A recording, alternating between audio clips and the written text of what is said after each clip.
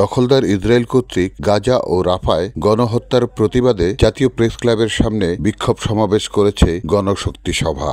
সংগঠনের নেতৃবৃন্দ তাদের প্রতিবাদী বক্তব্য পেশ করেন। আমরা সোচ্চার হই, কোনোভাবে ইসরায়েলকে যারা সাপোর্ট দেবে, ইসরায়েলি এই দেশকে যারা সাপোর্ট দিবে, তাদের সাথে আমরা ব্যবসা বাণিজ্য, রাজনৈতিক, কূটনৈতিক কোনো অবস্থা রাখা যাবে না, রাখবো না। আমরা মুসলমানরা জীবন দিতে ভয় করি না, কারণ মুসলমানদের মৃত্যুর পরেই আসল জীবন শুরু হবে।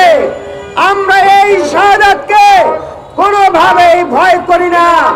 এই শাহাদাতের উপরেই বিপ্লব কায়েম হবে এবং ইসরায়েল একদিন সেখান থেকে পালাতে বাধ্য হবে। আজকে সারা বিশ্ব মুসলমানকে বলতে চাই, এখনই সময় ঐক্যবদ্ধ হতে হবে এবং সারা বিশ্বে মুসলমানদেরকে এগিয়ে আসতে হবে।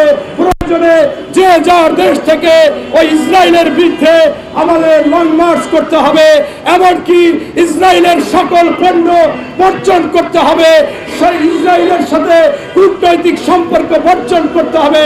তাদের সাথে কোনো সম্পর্ক নেই। আপনারা জানেন, ওই হিটলার বলেছিল যে হে মানুষ, তোমরা মনে করতেছ আমি ইহুদিদেরকে মারতেছি, বড় অন্যায় করতেছি, বড় ক্ষতি করতেছি।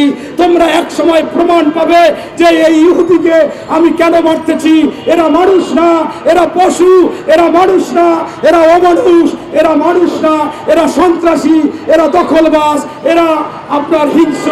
তাই আজকে সেই হিটলারের কথা প্রমাণ হয়েছে।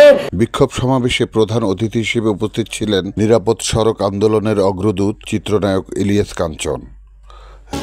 তারা যদি এই ফিলিস্তিনের পিছনে দাঁড়িয়ে যদি তাদের কার্যকরী ব্যবস্থা গ্রহণ করত, তাহলে আমার মনে হয় যে এতগুলো মানুষ আজকে মৃত্যুবরণ করতো না।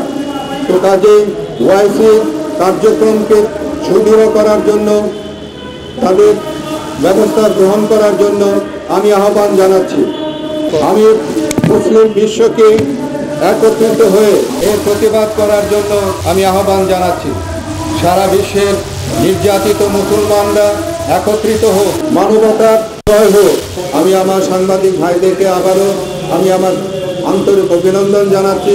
আমার সঙ্গে যারা আসছেন তাদেরকে আমি আন্তরিক অভিনন্দন জানাচ্ছি। Report Shahjahan Chowdhury, NAN TV, Dhaka.